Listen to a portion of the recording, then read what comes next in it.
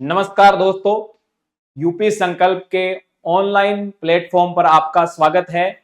मैं नारायण रिणवा आपको regular current affairs आपके लिए एमसीक्यूज के रूप में लेके आऊंगा। हम एक वन लाइनर के तौर पे देखेंगे क्वेश्चंस को, साथ ही साथ हम उनका जो है विश्लेषण भी करेंगे ताकि कोई अगर पॉइंट और भी एग्जाम से महत्वपूर्ण कोई पॉइंट है तो वो भी हम उसको साथ ही साथ है ना याद करते चले।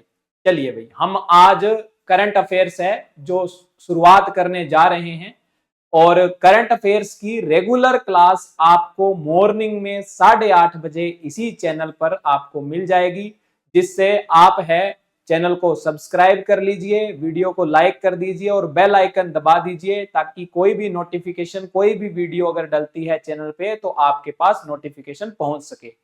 चलिए हम बिना देरी के शुरू करते हैं कुछ महत्वपूर्ण नवंबर महीने के क्वेश्चन जो आज के करंट अफेयर से रिलेटेड है। चलिए भाई, पहला क्वेश्चन देखते हैं। प्रधानमंत्री नरेंद्र मोदी ने नवंबर 2025 में अपनी भूटान यात्रा के दौरान किस प्रमुख जल विद्युत परियोजना का उद्घाटन किया? हम सभी जानते हैं कि भाई अभी जो भारत के प्राइम मिनिस्टर हैं वो भूटान के दौरे पे गए हुए थे। भूटान के जो पीएम जो राजा हैं, वहां के किंग हैं, जिग्मे खेसर नामग्याल वांगचुक, ये इतना लंबा चौड़ा नाम है भाई उनका, भूटान के राजा हैं, है ना। तो उनके जन्म दिवस पर वहां पे गए हुए थे और वहां पे एक जल विद्युत परियोजना का उद्घाटन किया जिसका नाम क्या है? पुनात, क्या नाम है भाई? पुनात सांगछू सेकेंड जल विद्युत परियोजना, ये नाम है भाई, ये नाम है। अपने को ये नाम क्या करना है? याद करना है भाई बच्चों। कौन सा नाम है? क्या नाम है? पुनात सांगछू सेकेंड जल विद्युत परियोजना, जल विद्युत परियोजना। चलिए भाई, और ये जो करंट अफेयर्स बेटा मैं करवा रहा हूं, ये सारे के सारे जो यूपी स्टेट के जितने भी एग्जाम हैं जिनमें करंट अफेयर्स आता है सबके लिए बहुत ही महत्वपूर्ण है।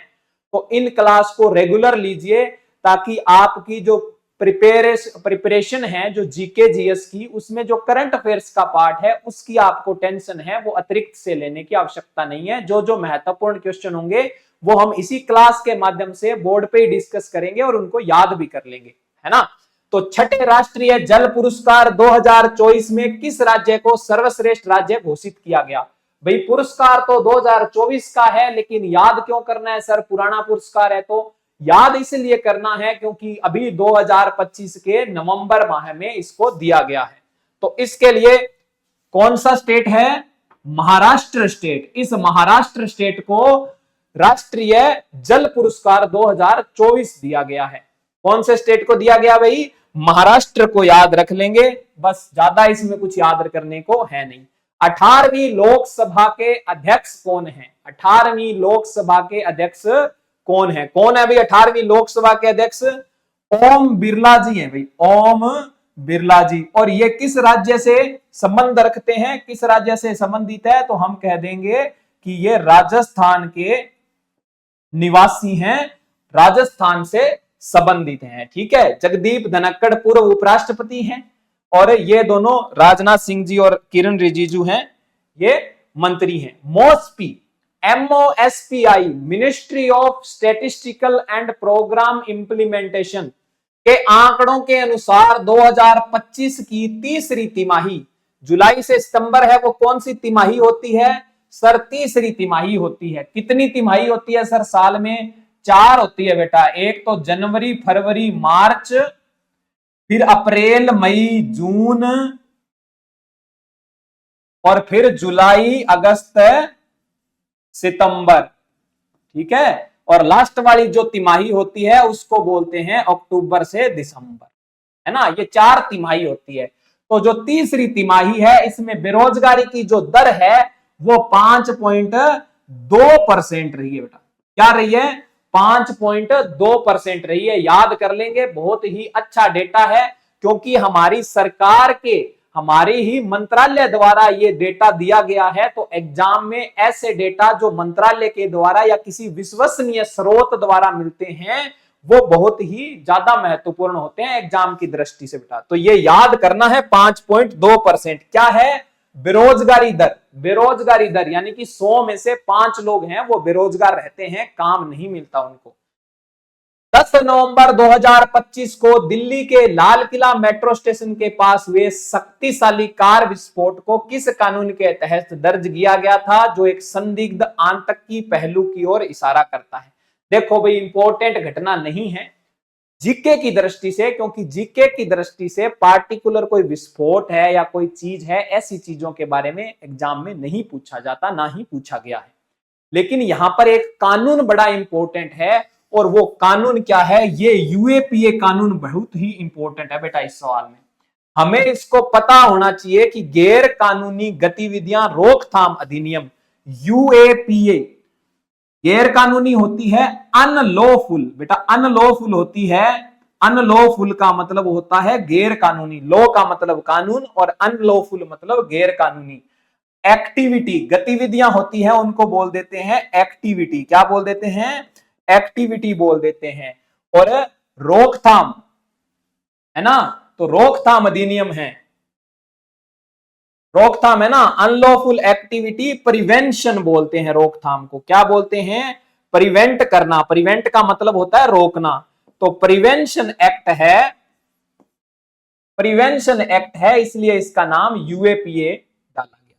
अब ये यूएपीए क्या है सर, कौन सी गतिविधियां गैर कानूनी हैं और इसके प्रावधान क्या क्या हैं? तो भाई 1967 में ये पहली बात तो कानून आया कब, ये 1967 में ये कानून बना था पहली बार, और इसमें बहुत सारे संशोधन हुए हैं सर, और 2019 में सर हमें पता है कि इसमें लास्ट बार संशोधन हुआ है।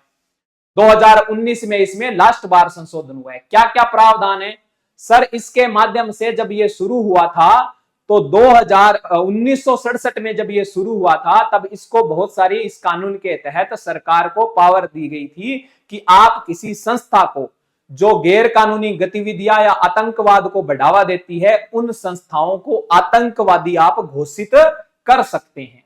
संस्थाओं को उनकी विचारधारा अगर थोड़ी आतंकवाद के वो है तो आतंकवादी उनको घोषित किया जा सकता है ना। जैसे मसूद अजहर की पार्टी है, हाफिज सईद की पार्टी है, तो हमने उनको आतंकवादी घोषित कर दिया है अपने देश के स्तर पर। अंतरराष्ट्रीय स्तर पर चीन ने वीटो पावर लगा दिया था, इसलिए हाफिज सईद और उसकी पार्टी को हम अंतरराष्ट्रीय जो है आतंकवादी घोषित नहीं कर पाए।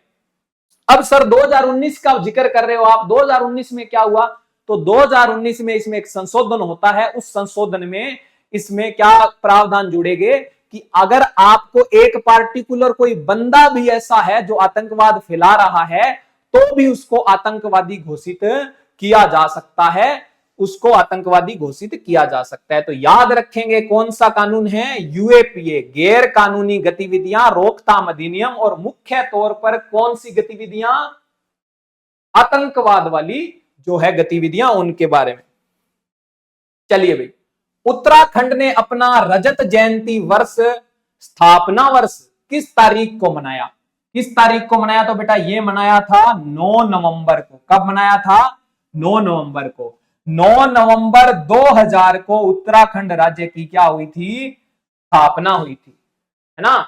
उत्तरांचल को तोड़ा था उत्तराखंड में और हिमाचल में, है ना।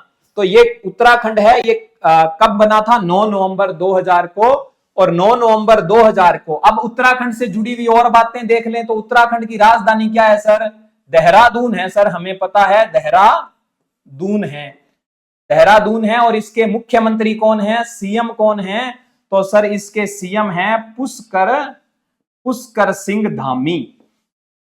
कौन है भाई, पुष्कर सिंह धामी इसके चीफ मिनिस्टर हैं, सीएम हैं। चलिए, भगवान बुद्ध के पवित्र अवशेष 2025 के किस महीने में सार्वजनिक प्रदर्शन के लिए भारत से भूटान भेजे गए? देखो जीके पढ़ रहे हैं नवंबर का, तो बेटा उत्तर तो इसका नवंबर ही है, लेकिन ये बहुत ही इंपॉर्टेंट क्वेश्चन है। अपने यूपी के जितने भी बच्चे देख रहे हैं, वीडियो देखेंगे, उन बच्चों के लिए ये बहुत ही महत्वपूर्ण क्वेश्चन है। हमारे एक यहाँ पे पीपरवा एक नाम का गांव है, वहां से एक पीपरवा स्तूप मिला है। क्या मिला है, पीपरवा स्तूप मिला है। कब मिला था ये सर, 1898 में मिला था। 1898 ईस्वी में जब भारत आजाद नहीं हुआ था, उससे पहले मिल गया था। अंग्रेज अधिकारियों ने खोज की थी, अंग्रेजों जो पुरातात्विक सर्वे विभाग था उसने खोजा था। और क्या है, ये खोद खाद कर इसको इंग्लैंड ले गए, है ना। पीपरवा गांव कहां है, तो सिद्धार्थ नगर जिले में पड़ता है सर, सिद्धार्थ नगर जिले में पड़ता है सर। ये यूपी का सिद्धार्थ नगर जिला है यूपी का। उसका पीपरवा गांव है, वहां पे पीपरवा स्तूप मिला था। उस पीपरवा स्तूप में भगवान बुद्ध की अस्थियां और कुछ आभूषण जुड़े हुए, जो भगवान बुद्ध से रिलेटेड कुछ आभूषण थे वो यहाँ पे मिले थे। और उसमें साथ में ये मिला था चीज का साक्ष्य कि ये जो अस्थि अवशेष हैं ये भगवान बुद्ध ने अपने कुल के लिए दिए थे। अपने अस्थि अवशेष हैं ये भगवान के खुद के वंश के रूप में, शाक्य कुल के थे ना, तो शाक्य कुल को ये दिए गए थे। तो यहां से पता चलता है कि भगवान बुद्ध शाक्य कुल से बिलोंग करते हैं, शाक्य कुल के हैं भगवान खुद। तो ये जो पीपरवा के जो पवित्र अवशेष हैं भगवान बुद्ध के, ये हैं वो कहां लेके गए थे, भूटान लेके गए थे। तो बेटा क्वेश्चन ऐसे भी आ सकता है कि अब हाल ही में भूटान में जो पवित्र अवशेष हैं भगवान बुद्ध के, वो कहां से, कौन से राज्य से या कौन से स्तूप से लेके और उनकी प्रदर्शनी लगाई गई है। क्योंकि हमें पता है भूटान में बहुत ज्यादा जनसंख्या में जो बौद्ध धर्म है उसको मानते हैं, इसलिए ये प्रदर्शन के लिए अपने मोदी जी है वो अपने साथ में लेके गए थे।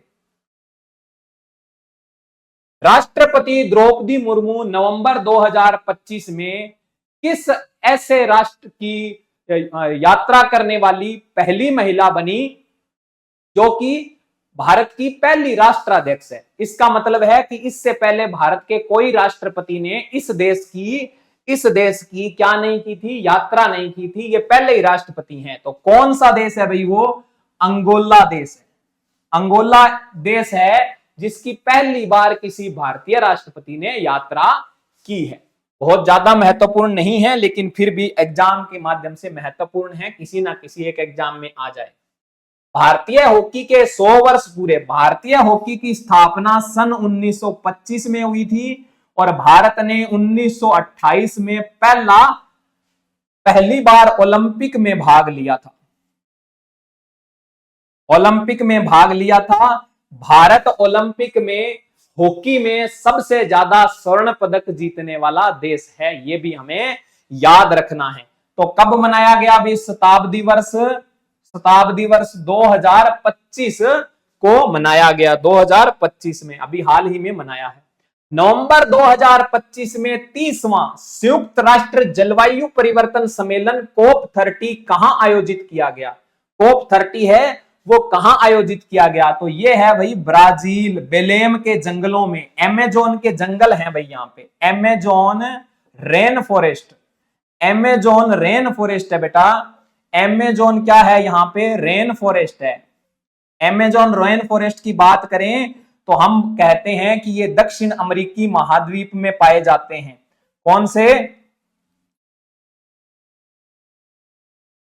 से महाद्वीप में पाए जाते हैं बेटा, दक्षिण अमेरिकी महाद्वीप में पाए जाते हैं ये अमेजोन रेन फॉरेस्ट।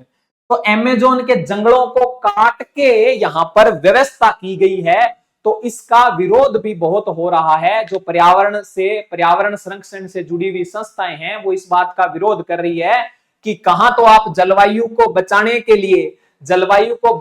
लिए पर्यावरण का संरक्षण करने के लिए सम्मेलन कर रहे हैं और यहां पर लगभग 1 लाख पेड़ काट दिए भी इस जंगल में, है ना। तो ये एक प्रकार से क्या हो गया, विरोधाभास हो गया उन चीजों का कि भी सरकार है वो सही ढंग से काम नहीं कर रही है, इस सम्मेलन को सही ढंग से नहीं आयोजित किया गया है। इसलिए थोड़ा चर्चा में भी है, आने की इसकी संभावनाएं हैं, क्योंकि ज्यादा चर्चा में जो चीज होती है उसको किसी ना किसी एग्जाम में बेटा वो पूछ लेता है एग्जामिनर। बंकिम चंद्र चट्टोपाध्याय ने भारत के राष्ट्रीय गीत वंदे मातरम की रचना किस वर्ष की थी, तो इसका उत्तर है वही 1875 में। 1875 में एक सन्यासी विद्रोह का जिक्र हुआ था भाई, सन्यासी विद्रोह का जिक्र हुआ था। सन्यासी विद्रोह के ऊपर एक उपन्यास लिखा गया था, उस उपन्यास का नाम क्या था, सर उस उपन्यास का नाम आनंद मठ था, हमें पता है। तो बहुत बढ़िया भाई, आनंद मठ का पता है तो ये भी पता होगा कि इसी आनंद मठ में वंदे मातरम नाम का एक गीत था। वंदे मातरम नाम का एक गीत था, जो गीत किसने लिखा था? बंकिम चंद्र चट्टोपाध्याय ने।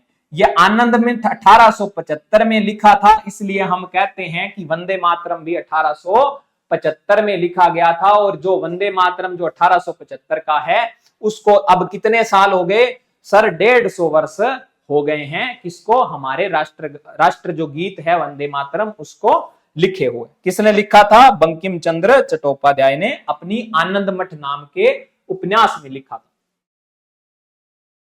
2025 में वर्जीनिया एक भाई क्या है? अमेरिका का एक सिटी है ना? उसकी डिप्टी मेयर, उपराज्यपाल चुनी गई है गजाला हाशमी। गजाला हाशमी है, वो भारत में जन्मी है। और भारत में कहां जन्मी है सर? वो हैदराबाद में जन्मी है। बेटा कहां जन्मी है? वो हैदराबाद में जन्मी है। अपने को याद रखना है, बहुत इंपॉर्टेंट क्वेश्चन है, बहुत ही महत्वपूर्ण क्वेश्चन है। नवंबर को आयोजित बिहार विधानसभा चुनाव 2025 का पहला चरण कितने निर्वाचन क्षेत्रों में आयोजित किया गया था? देखो भाई, इस बार के जो बिहार चुनाव है बहुत ही महत्वपूर्ण है। पहली बार 74 सालों में पहली बार जो मतदान है, मतदान प्रतिशत है, वो टोटल मतदान प्रतिशत 66.91%, यानी कि पहली बार है जो इतना भारी मतदान हुआ है, भारी संख्या में लोगों ने मतदान किया है। तो अपने को दो चीजें याद रखनी है कि 74 साल का रिकॉर्ड तोड़ा है, सबसे ज्यादा मतदान प्रतिशत है वो बिहार में। जो मुख्यमंत्री जो कहते हैं या जो विधानसभा के चुनाव हैं उनमें। अब ये विधानसभा के जो चुनाव हैं बेटा, ये 2 चरणों में हुए, यानी कि 2 अलग अलग तारीखों को हुए। टोटल 243 सीटों पर ये चुनाव हुए। उसमें से पहले चरण में 121 सीट और दूसरे चरण में 122 सीट है, ये याद रखनी है। ये अपने को फर्स्ट चरण है, ये दूसरा चरण है, ये अपने को याद रखना है कि पहले चरण में 121 जो सीटें हैं उन पे मतदान हुआ और दूसरे में 122 सीटों पर मतदान हुआ। चलिए नेक्स्ट बढ़ते हैं। वर्ल्ड यूनिवर्सिटी रैंकिंग 2026 में किस भारतीय संस्थान ने सर्वोच्च स्थान प्राप्त किया? सर्वोच्च स्थान प्राप्त किया का मतलब ये नहीं है कि भाई पूरे वर्ल्ड में नंबर 1 आ गई है। टोटल जितनी भी यूनिवर्सिटी है उसमें जो भारत की यूनिवर्सिटी थी उनमें से नंबर 1 कौन है? दिल्ली। अगर ओवरऑल रैंक की बात करें तो दिल्ली का स्थान है वो 123वां है। उसके बाद 2 नंबर पे जो आईआईटी बॉम्बे है उसका 157वां नंबर है ना? तो कहां है सर्वोच्च स्थान? सर्वोच्च स्थान प्राप्त किया है अमेरिका की एक यूनिवर्सिटी है,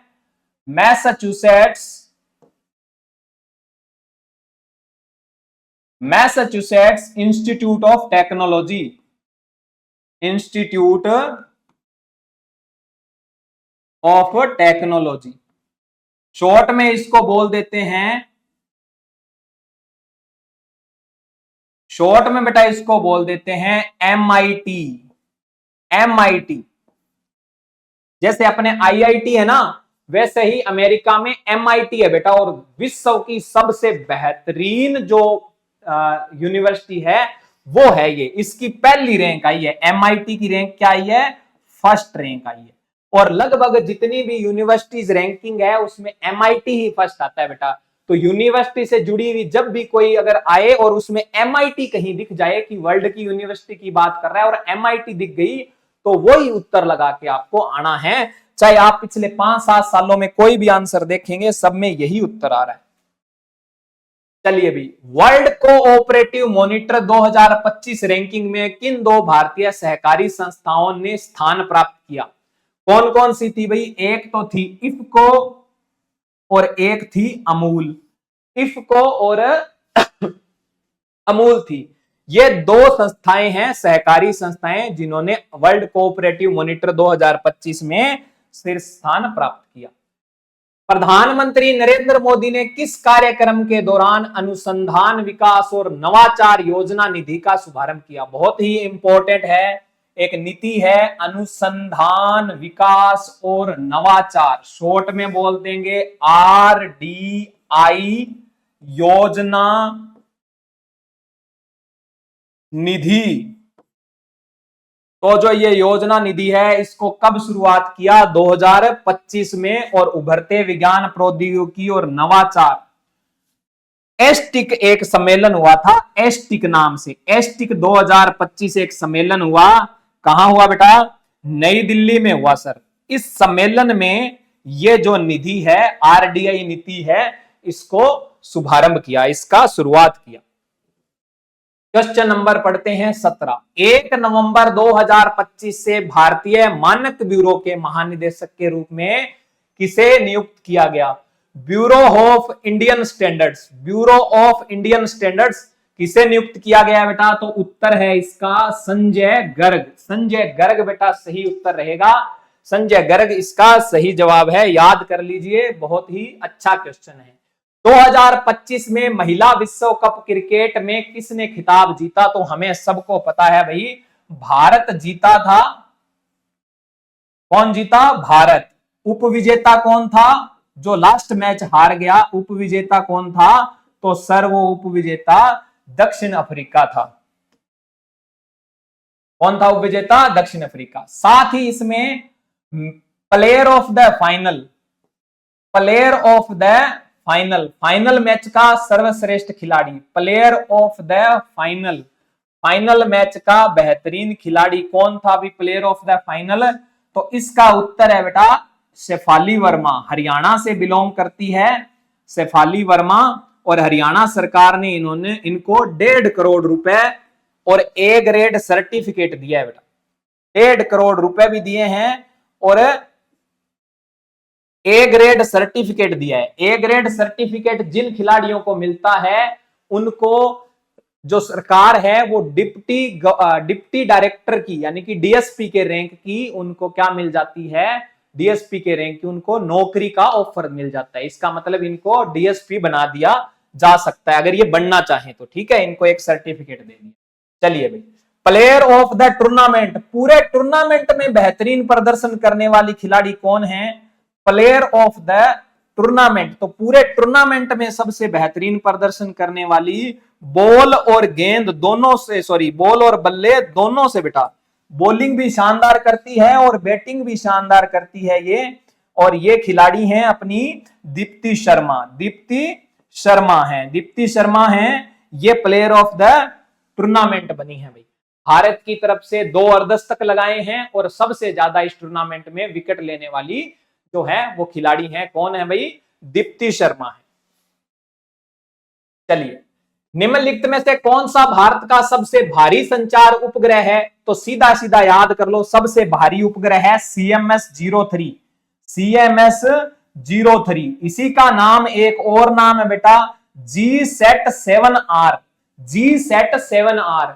एक रुक्मणी नाम से थोड़े ही टाइम पहले भारत ने क्या बनाया था? एक उपग्रह बनाया था GSAT-7 करके, उसका नाम रखा था रुक्मणी, है ना।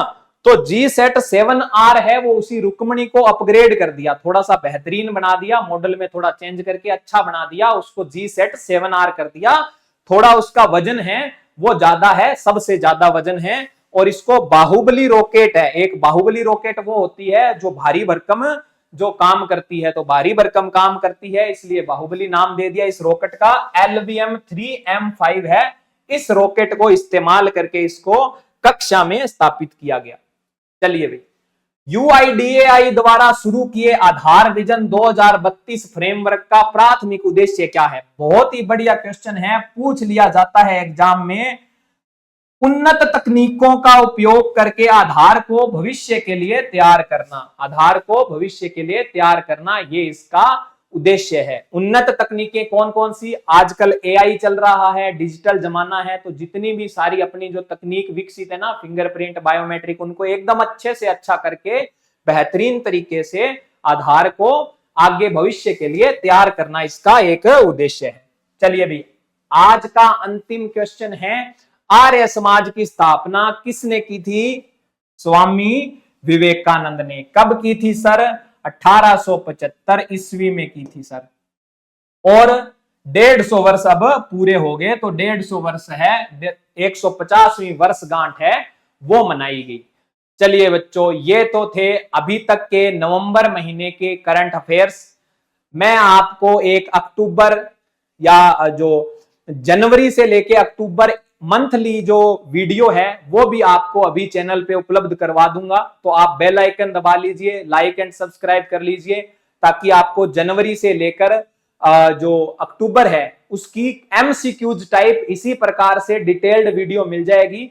ठीक है, साथ ही साथ मैं वीकली है जो अपना यूपी स्टेट है उसके जो करंट अफेयर्स हैं, यानी कि यूपी स्टेट से रिलेटेड जो करंट अफेयर्स एग्जाम में पूछे जाते हैं, उसका भी एक बढ़िया वीडियो है एमसीक्यूज के फॉर्म में, जिससे याद ज्यादा रहेगा, उसी फॉर्म में लेके आऊंगा। उसकी भी हम विस्तार से चर्चा करके उसको पढ़ेंगे, ताकि अपने दिमाग में वो चीजें सेट बैठ जाए। आप वीकली है वो वीडियो अपने इसी चैनल पे यूपी संकल्प पे ले सकते हैं और उनका लाभ ले सकते हैं। चलिए भाई, धन्यवाद, मिलते हैं नेक्स्ट वीडियो में। तब तक के लिए तैयारी करते रहिए जोश जुनून के साथ, और नौकरी जरूर मिलेगी आपको।